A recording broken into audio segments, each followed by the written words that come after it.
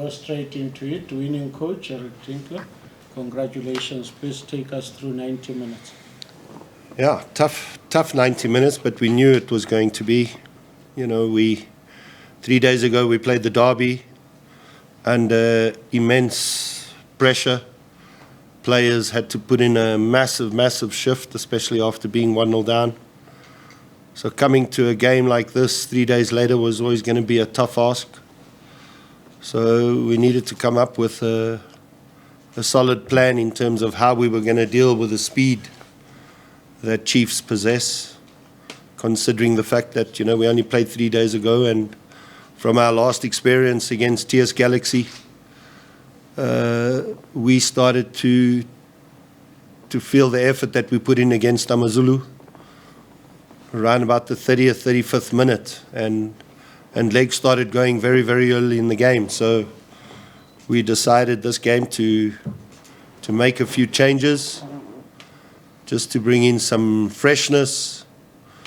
We also decided that because this is a counter football team, the way they play, they look to purely hit you on the counter, the ball in behind you. And if you're not set for it, you're going to struggle because the front three are lightning.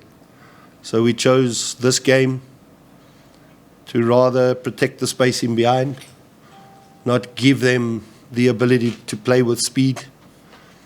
And I think the first half we frustrated them. As the game went on, they grew more and more frustrated because they weren't getting as many opportunities to break us down in behind. And that frustration grew, so half-time I made the choice to bring back some of the guys that have been performing really well for us in the past, who I know who can give us that injection of pace on the counter. And we managed to do that. We got the goal, and then we had to work extremely hard defensively against them, dealing with the long balls. But I think Darren had to make one very good save from a set piece. But other than that, there wasn't really a threat presented by them. So a massive shift from the team today. It was about the team, not the individuals. Everybody had to put in a shift.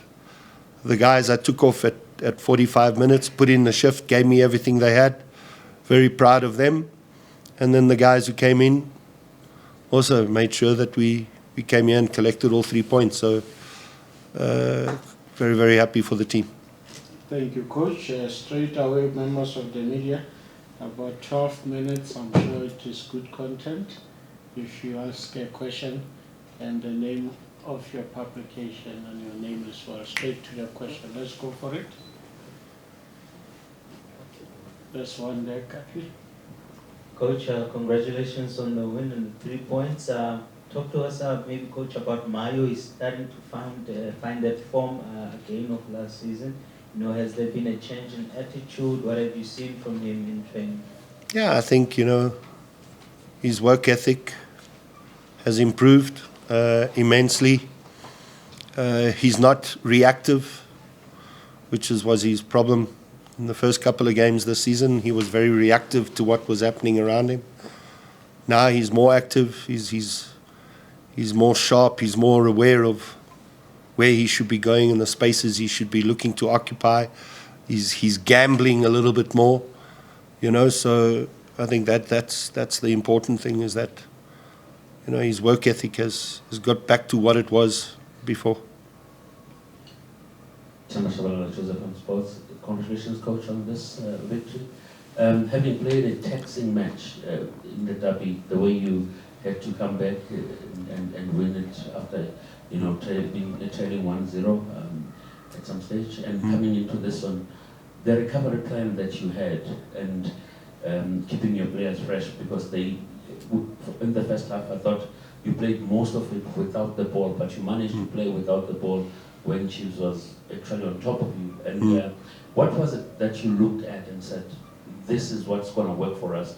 Because they were playing long balls at some stage. But I think the obvious thing, we obviously watched them in recent games. We obviously assessed our game against them in the MTN8 and how they hurt us.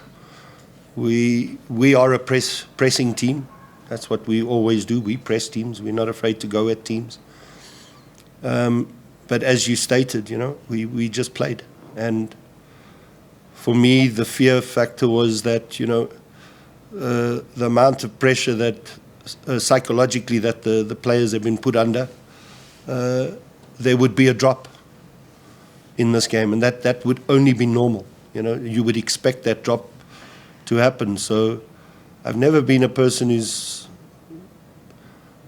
makes massive changes to my starting lineup. This time I did. I made 4. And from our analysis was, how did they hurt us? They hit us on the counter. What is their biggest weapon? The speed that they possess. So for me, logically it made sense considering the fact that we will have fatigue in our legs.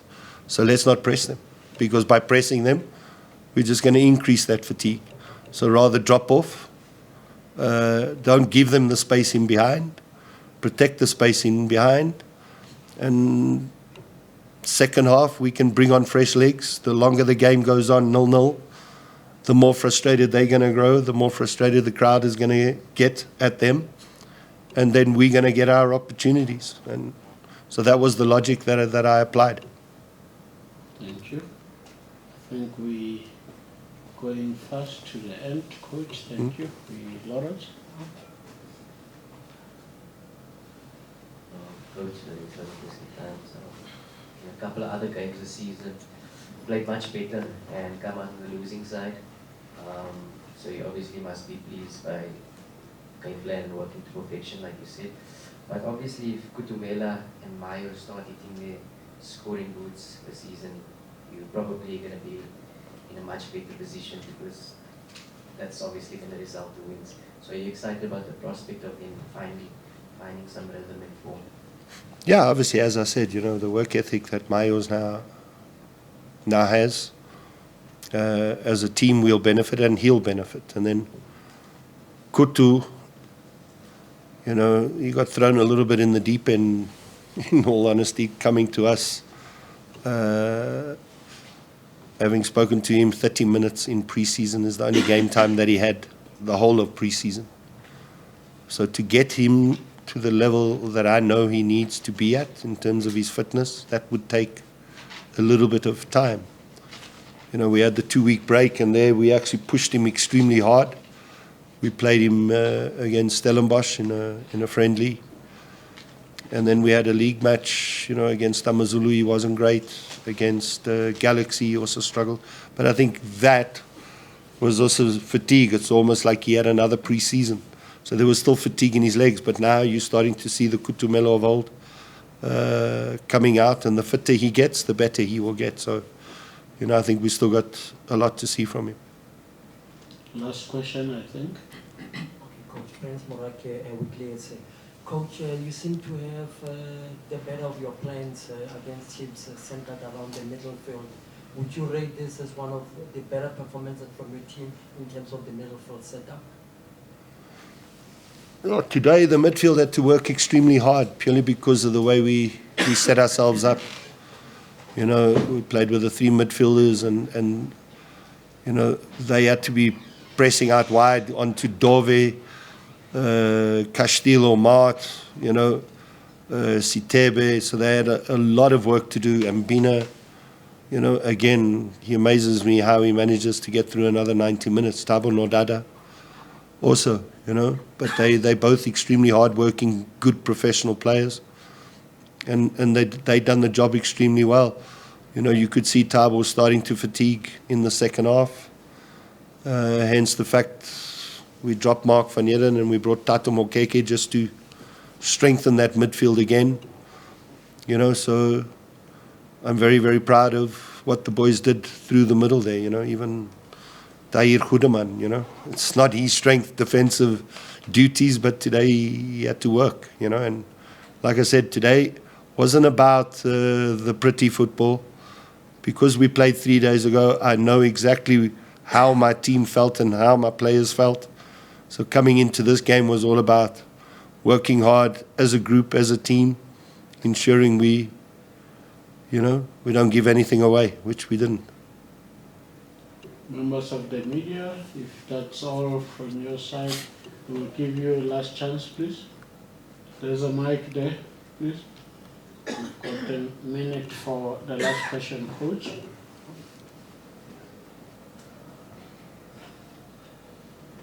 Afternoon, Coach.